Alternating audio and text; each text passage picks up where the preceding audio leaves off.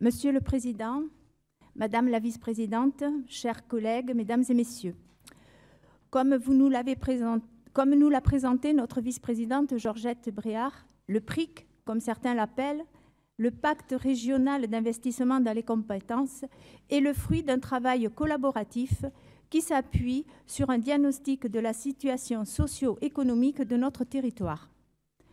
Notre but est bien évident de pourvoir au développement des compétences des personnes les plus éloignées de l'emploi, comme d'apporter aussi une réponse aux attentes des entreprises.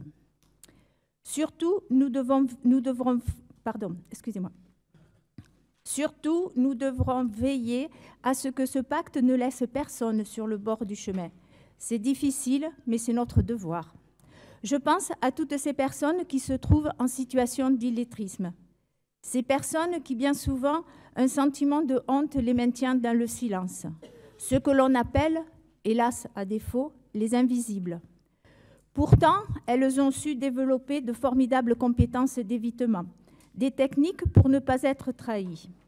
Sur le sujet de l'illettrisme, je voudrais saluer l'excellent travail fait par le Césaire dans son rapport « L'illettrisme en entreprise, l'affaire de tous », que nous a présenté tout à l'heure le président Patrick Carré. Et je vous encourage aussi à lire et à prendre le document que nous avons eu ce matin.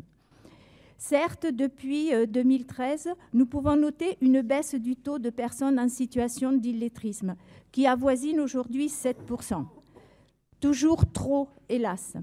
Bien qu'il soit possible de réapprendre à n'importe quel âge, le plus difficile est de faire le premier pas, de surmonter le regard de l'autre.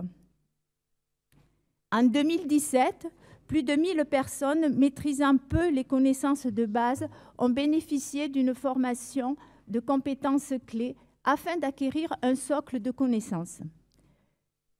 La lutte et la prévention de l'illettrisme est un fort enjeu de cohésion sociale et territoriale. C'est aussi une question d'égalité, mais surtout, pour toutes ces personnes, une question de dignité. Et j'y ajouterai également l'électronisme qui, avec toute la dématérialisation dans les procédures administratives, vont mettre beaucoup de personnes sur vont laisser beaucoup de personnes sur le bord de la route. Dans son rapport, le Césaire fait quelques propositions envers notre collectivité. Je pense, Monsieur le Président, que celle d'intégrer la nécessité d'agir contre l'illettrisme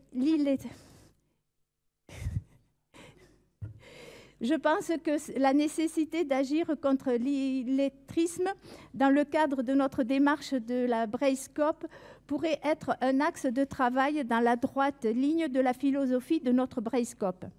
Car la compétence humaine est considérée comme la première richesse de développement.